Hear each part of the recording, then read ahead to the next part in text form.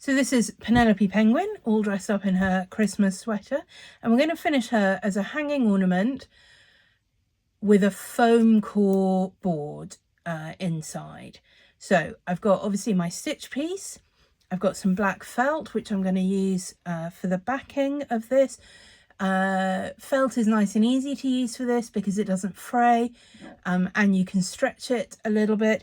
You can use ordinary fabric, but it will just be a little bit trickier, particularly if you're doing something with a more complicated shape. This is not too tricky, but yeah, if you're doing something in a more complicated shape, I would certainly suggest choosing something that doesn't fray and is a little bit stretchy. Acrylic felt is ideal for that, or you know, wool felt if you're super fancy. I've got some trim. You don't absolutely need to use trim for this method. I haven't completely decided whether I'm going to or not, but I think it can lead to just a nicer look around the edge of the thing. And I think this, it's not black, it is a dark bluish grey, but I think actually works quite well against the fabric and against the felt, so we might use that or we might not. I've got some glue.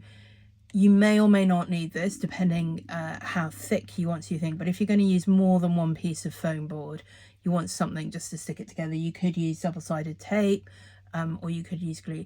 You could also use glue for attaching your trim, although I think you get a neater finish, and it's usually my preference to sew these things. This is just ordinary PVA glue, but what I've done, these are little bottles that you get for putting highlights in hair, and you can buy them from Amazon in like sets of, I don't know, 6 or whatever. And then they've got a really nice small hole, so you can really direct your glue pretty well. You're going to need to do some hand sewing for this technique, so I don't know why I'm really struggling to find a hand sewing needle out here in my sewing room. I may just need to get some more. I may have just taken them all inside to my house, but anyway, needle, thread, matching thread. I use these thread hugs on my spools, and it really helps. Knife to cut the foam board. Could use scissors. I find knife massively easier and more precise, and you'll need a pen just to pen and paper to make a template, and we will need to make a template on this one because obviously we don't want to cut around our penguin to draw around that. So that's what we're going to start by doing, is making our little template. So here we go. Let me grab some paper and a pen. I had some right now. I feel like this is what all my tutorials ever are going to be like. This is me saying, so I don't know where I put that down, because that is mostly what my sewing room experience is like. So I've got a pen, so that's a start. Let's find a bit of paper. If you've got sort of thin,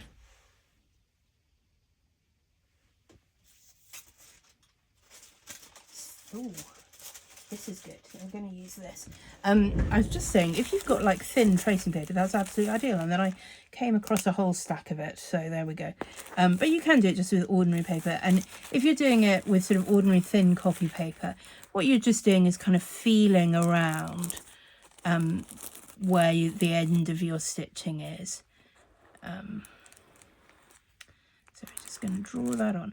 Now here you can see where the feet are. There's a little bit that goes in here and it's quite fiddly. I'm not even going to attempt to go around and do this sort of thing with the feet. Hope you can see that. I might just bring you in a little bit. So yeah, so I'm not going to try and do this sort of shape. I'm just going to curve it round like this, and the same on the other side, just curve it round. And then the rest of this is all really nicely curved, which is why it's a great choice. You can do this sort of finish with something more complicated, but I think this is a nice one to start with because it's a really nice simple shape that we're going to do. So we put our stitching to one side, and we're going to cut out our template pretty much on the line. It doesn't matter if it's just slightly too big at this point, or even if it's just slightly too small. It'll be fine. Very forgiving, this technique. I say very, it's not very forgiving, but it is a little bit forgiving, such that I'm not particularly worried within the width of a felt hip line. Okay, but what you can do at this point when we've cut that out is just check it on top of your stitching, and if you think, no, that is too big or too small or whatever, you can do it again, or you can trim a little off. I'm just going to trim a little bit off the feet, I think. I don't want it too much bigger there.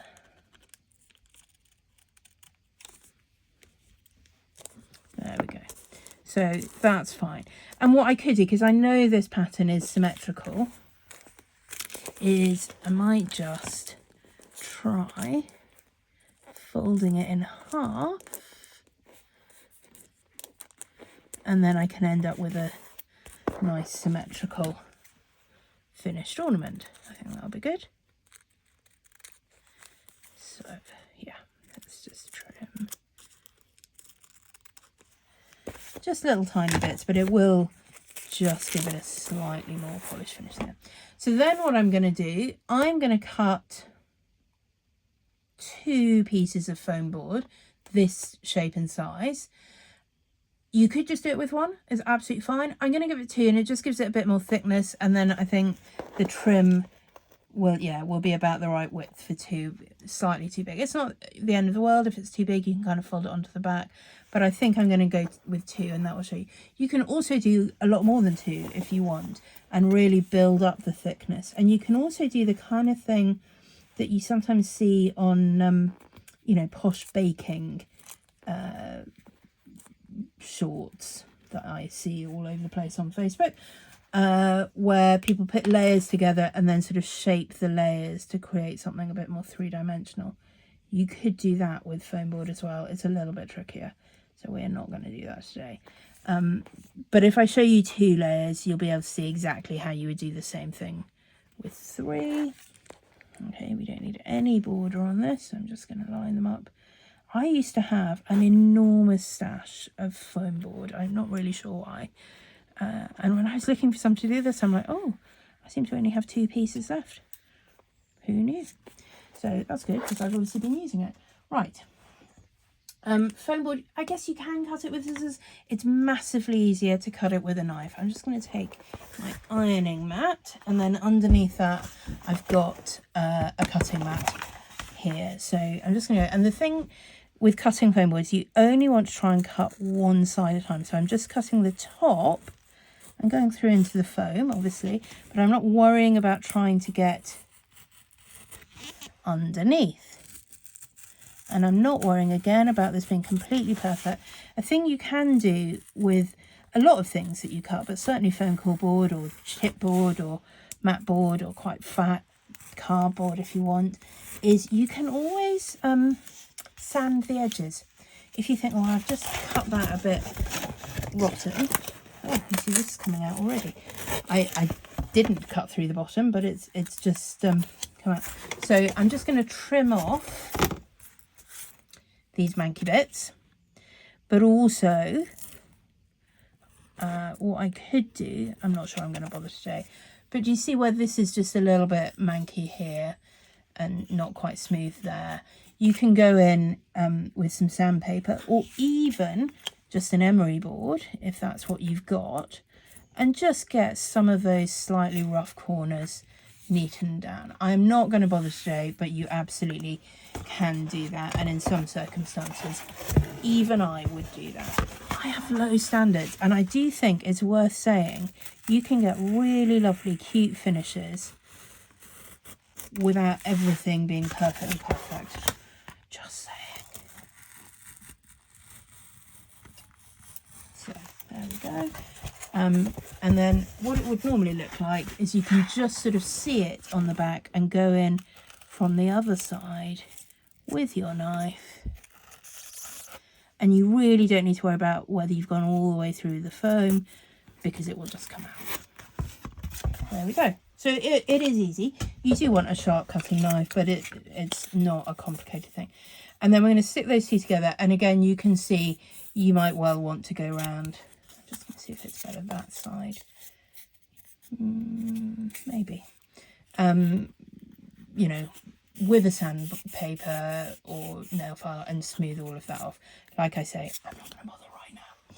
So at this point, I'm going to glue those two together, but I'm not worrying about gluing all the way to the edge. This is really just a temporary fix while we do the rest of the project. So let's just pop that one on there.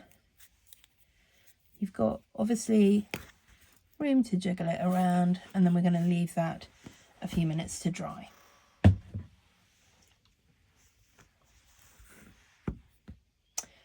We're going to also use our template to cut us some felt, but unlike the foam core, we do want a border on the felt because we want to make sure. Do we? No, we don't want masses of a border. Let's think about this. No, in fact we don't. That's a lie. We don't really need border. I might give it a couple of millimeters, but I'm not going to worry.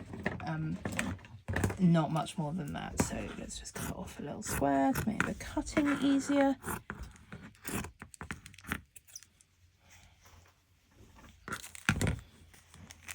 Okay, and to be honest, with this, I'm just going to hold it in place. If you want to make an outline and you're using black, tailor's chalk, or even just like a white crayon, colouring pencil, something like that, you can probably get a good enough outline.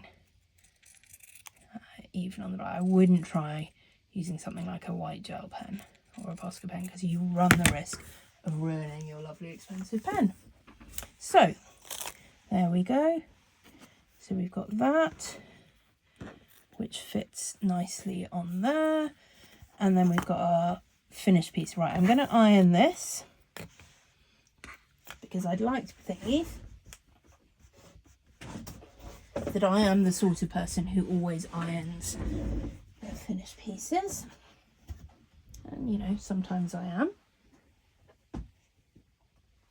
Right, where was that nice piece of fabric I had that I was using?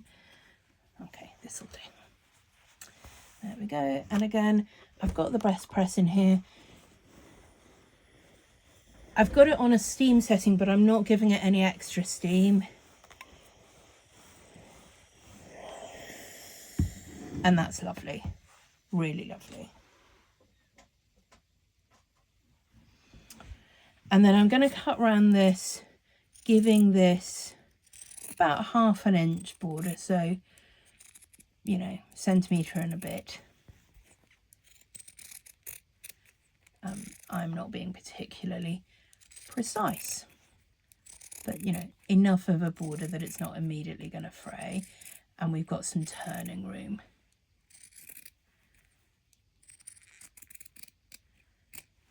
On that. And what I am going to do, and this again a little bit scary, but I promise it'll be fine, we're just going to cut in, not to the very edge, but to within about 1/2 centimetre or 1/4 inch of the stitching.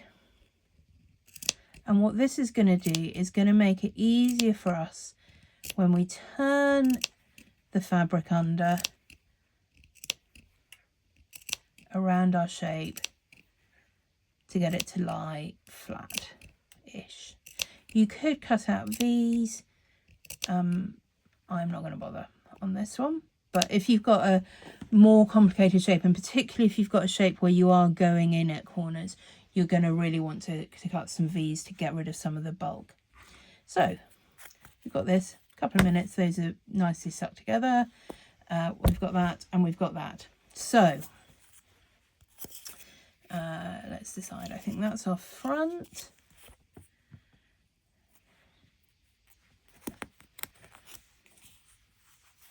And we're going to glue that down because we are going to stitch it. The glue is not going to hold it in place, but it is going to hold it in place long enough for us to do the stitching.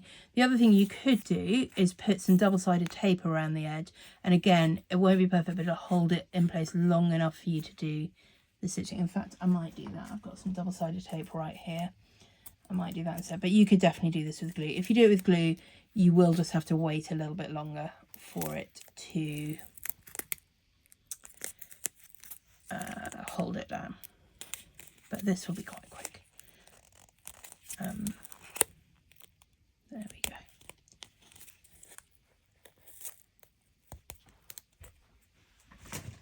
Okay, and then we just take the paper off that. And if, like mine, yours is a little bit thicker, it's fine, just, you know, push it down onto what is going to be the back. So we don't want this on the front, we want the front to keep really nice and clean. And then I'm taking my foam core with the sticky tape and I'm just turning these edges over gently with my finger. And what I'm going to try and do as much as possible is round it out, and I'm just going to check that seems to be reasonably well centered, so it's holding it really quite nicely where I want it before I start doing any stitching. Okay, and you can spend as long as you want really just kind of curving that down, pressing it into place, and you're going to get a nice flat finish there. What we're then going to do is put our glue on the back, and again, our felt on the back, and again, I would just make sure that you've got this sort of held in place, and I'm just going to put, again, a couple of bits of double-sided tape there, or you could put a little bit of glue there, just in the middle, so it's not getting in the way of your stitching, but it is going to hold everything in place while you do your stitching. Okay, and this is just, you remember, we just cut this a little bit bigger. So as you stick it down, oh, I'm just going to do that again. You just want, but remember, it is also going to stretch a bit, so we're not worrying too much. And we're going to stitch it so that the edge of the felt covers the edge of the thing. Now you can see with mine, there are areas where the felt may not quite cover it. I'm going to kind of stretch it, and I think it probably just about will. But that's why I've got the trim. So I'm not worrying too much about having that perfect edge, because the trim, which I think I am going to use, is going to cover it. You could, if you really didn't want to do any stitching at this point, just cover it with the trim. Should we do that? Should we try? Shall we try? I do normally like to stitch, but maybe we'll try that because we've got the tape and we're doing that. What you want to do if you're doing a hanging ornament is put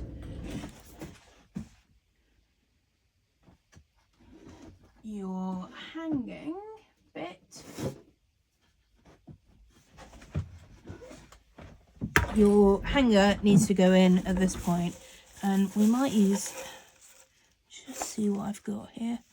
I think we might use a little bit of gold. You do that. I save bits of ribbon from all kinds of packaging. It's not always great ribbon, but for this kind of thing it can be good. I've also got some black velvet ribbon, so I could use that as the trim, but I don't think so. I think, oh, I quite like that lime green for this. Okay, I think I'm going to go with the lime green. Okay. Yeah, I mean, I do buy ribbon, but also for this sort of thing where you don't need a lot, often if you've bought something that's come with a little bit of ribbon, it'll be perfect for this, or for a little trim, or for a little hanging thing. So we're going to do this, and again, because this is super light, I say again, I've just been doing the robin one, but if you've only just watched this one, you don't, it's not again. So what I am going to do this time, on the robin, I managed to cut through the hanging ribbon after it was all fastened on. I'm going to try and avoid that this time. I'm going to stick that under here, and I'm going to put a little blob of glue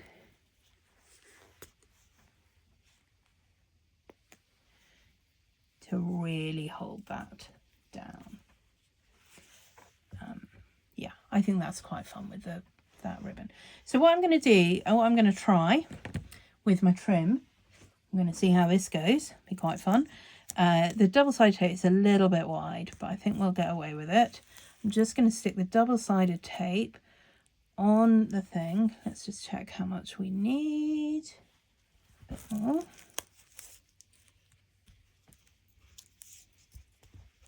So effectively, I'm creating for myself a sticky trim. It's good, isn't it? Now I sound like I'm talking to my dog. I say that quite a lot. Oh, that's good, isn't it? He doesn't know what I'm talking about, but, you know, he basically thinks everything's good, as long as it's not me leaving him on his own or refusing to give him dinner. So, you know, life's good if you're a spoiled little dog. Okay, so definitely don't give yourself less. It's fine if you give yourself a little bit more. You can trim a bit off, but don't give yourself less than you need. And give yourself a nice neat edge. So then we're just going to unpeel the paper. Always the most tricky bit of double-sided tape, obviously. There we go. And then I'm going to start at the bottom. And what I'm aiming to do is cover over both the edge of the fabric and the edge of the felt. Right, and I'm going to aim to do it so that you can see. Yeah, right here I've got something else stuck on there, so we're just going to pull that off before it's embedded. Or maybe it's already embedded. Oh, it's a bit late. We might be able to trim it off in a minute. Okay, and the same as we come around to here, I'm just going to hold this off at the back and just manipulate around that edge. Yeah, I think I would get a neater finish if I sewed this, to be honest. But I'm definitely getting a quicker finish by sticking it down, and then I'm just going to trim it off.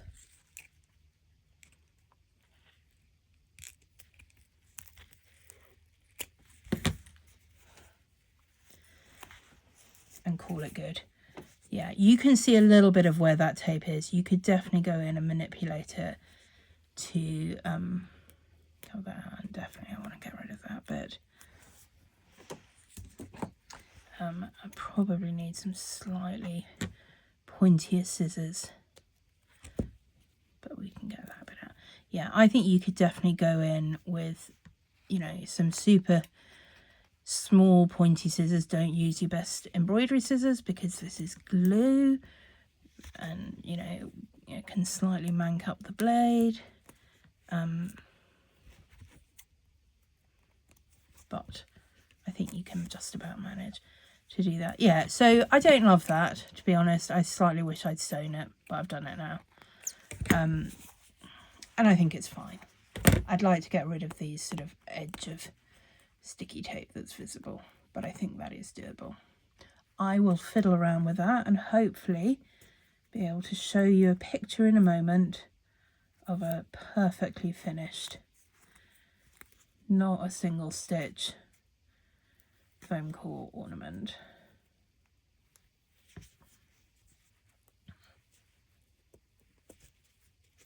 Yeah, I think we can do that. Just sort of push the tape under the edge trim. Obviously, if you've got a straight edge trim, that's a lot easier. The other thing you could do, which I didn't, is before you stick the trim onto your ornament, you could make sure that you sort of folded under any excess tape, so that you know it will be hidden behind. Anyway, okay, apparently I'm just carrying on doing this now rather than off screen. And we'll push it all in. It doesn't help that in my craft room, I don't know if yours is different, there are just bits and bits of thread and fabric and scraps everywhere. So it's always going to attract something to stick to it. Right, anyway, I think I'm basically going to call that done. I think it's quite cute. I think if I were doing it again, there are things I would do slightly differently on that finish, but it's very functional. It's got a nice neat back to it. The hanger is very clearly firmly enough pressed. Yeah, I quite like the way that scalloped edge trim works on it. I don't know how well you can see that, but I think it looks nice.